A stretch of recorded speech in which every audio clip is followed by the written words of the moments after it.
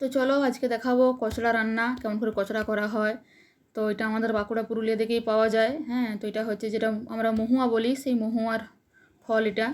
এরপরে এটাকে প্রথমে জলে ভিজাই দিতে হবে, জলে ভিজাই দিয়ে পরে এটাকে ছুলতে হবে। এই যেটা দেখাচ্ছি এটা হচ্ছে চাছনি খোলা। এটা এই ঝিনুকটা পাওয়া যায় নদীয়ে, সেই ঝিনুকটার খোলা এটাকে চাঁচিয়েছে বার করানো হয়। আর যদি ঘরে ওটা নাও থাকে তাহলে এই যে দাদা ছুলছে যে এরকম আর কি, মানে এই যে ঘরে যে তরকারি ছুলারগুলো থাকে ওটা দিয়ে ছালটা ছুললেও হয়ে যাবে। তবে ছালটাকে ভালো করে ছুলে দিতে হবে, যেমন একটুও না থাকে। দেখতেই পাচ্ছ কত পরিষ্কার করে ছুলিছে। এরপর এটাকে যেটা করতে হবে সেটা হচ্ছে কি ছেঁচতে হবে। ইয়ার ভিতরে বীজ থাকে মোটামুটি 2-3টা বীজ থাকে। একটা খুব কমই থাকে, বেশিরভাগ ক্ষেত্রেই 2টা কি 3টা বীজেই থাকে। আর এই বীজটাকে ভালো করে ছাড়াই ফেলে দিতে হবে একবারে। আর শুধু বীজটা নয়, ভিতরে একটা বীজের আস্তরণ থাকে। তো ওই জিনিসগুলো বাদ দিয়ে দিতে হবে, নাহলে একটু গোবা লাগবে, একটু কেন ভালোই গোবা লাগবে। তো বৌদিটাকে ভালো করে করে নিচ্ছে আর কি পরিষ্কার। আর এটা মোটামুটি অনেক সময় লাগে করতে, 2 লোক 3 লোক 4 লোক। হ্যাঁ, তো আমাদেরও সেদিন বহু সময় লেগে গেছিলো। এই মা, দাদা, বৌদি, আমি 3জনে মিলে সব করছিলাম আর কি।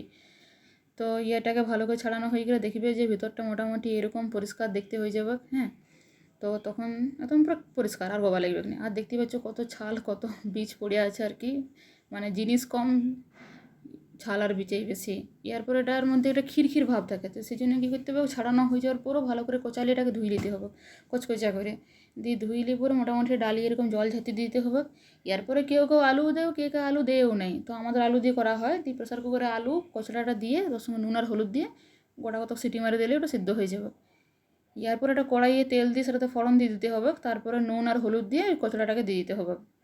এবার একটু লাড়ি ছাড়ি কচড়াটাকে একটু হালকা ভাজা ভাজা করে নিতে হবে আর কি, যাতে কচড়ার জলটা মরি যায়। তো এইটা আমার বহুদিন আমরা খাইনি, মোটামুটি 2-3 বছর পরেই বলতে পারো যে আজকে মোটামুটি ঘরে কচড়া হচ্ছে আর কি। কারণ এটা এদিকে পাওয়াই যায় নাই, আমাদের বাঁকুড়া দিকে পাওয়া যায়। তো এটা বিশাল ডিমান্ড আমাদের, বিশাল লাগে খেতে আর কি। হ্যাঁ, তো এরপরে এটাতে আদা জিরা দিয়ে দিতে হবে। আর দিতে হবে যেটা সেটা হচ্ছে খসলা বাটা। হ্যাঁ, এই যে এটা দিলাম এটা হচ্ছে খসলা বাটা। এরপরে খসলা ধোয়া জলটাও একটু দিয়ে দেবো। তো এই খসলাটা হচ্ছে যে যেটা এক রকমের তিলেই আর কি। তো তিলের 3টে রকম হয়, একটা কালো, একটা সাদা আর একটা বাদামি। তো এই বাদামিটাকে আমরা বলে থাকি খসলা। তো এরপর এটাকে মোটামুটি লাড়ি চাড়িয়ে অনেকক্ষণ ধরে ফুটাইতে হবে, যাতে করে খসলার গন্ধটাও চলে যায়, আদা জিরার গন্ধটাও চলে যায়। দিয়ে মোটামুটি 5-10 মিনিট পরে এটাকে লাড়ি চাড়িয়ে এরকম মোটামুটি এরকম শুকনো হলে নামাই দিতে হবে।